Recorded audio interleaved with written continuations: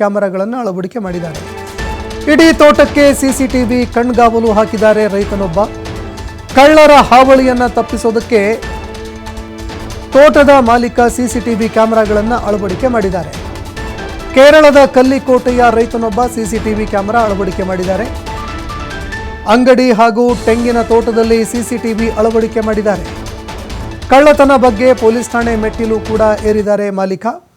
ಆದರೆ ಮಾಲೀಕನ ದೂರು ದಾಖಲಿಸಿಕೊಳ್ಳದಂತಹ ಪೊಲೀಸರು ಈ ಪ್ರಕರಣಕ್ಕೆ ಸಂಬಂಧಪಟ್ಟಂತೆ ನಿರ್ಲಕ್ಷ್ಯ ತೋರಿದ್ದಾರೆ ಅನ್ನುವಂತಹ ಒಂದು ಆರೋಪ ಕೂಡ ಕೇಳಿಬರ್ತಾ ಇದೆ.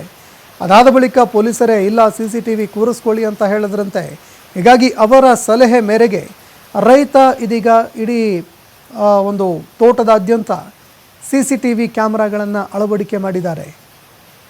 ಒಂದೆಡೆ ಅಪಾರ ಪ್ರಮಾಣದಲ್ಲಿ ಹೆಚ್ಚಳ ಆಗಿರೋದ್ರಿಂದಾಗಿ ತೆಂಗಿನ ಬೆಲೆ, ಇದೀಗ ತನ್ನ ತೆಂಗಿನ ಬೆಳೆಗಳನ್ನು ಉಳಿಸ್ಕೊಳ್ಳೋದಕ್ಕೆ ರೈತ ಸಿಸಿಟಿವಿ ಕ್ಯಾಮೆರಾ ಅಳವಡಿಕೆ ಮಾಡಿರುವಂತಹ ಒಂದು ಘಟನೆ ಬೆಳಕಿಗೆ ಬಂದಿರುವಂಥದ್ದು.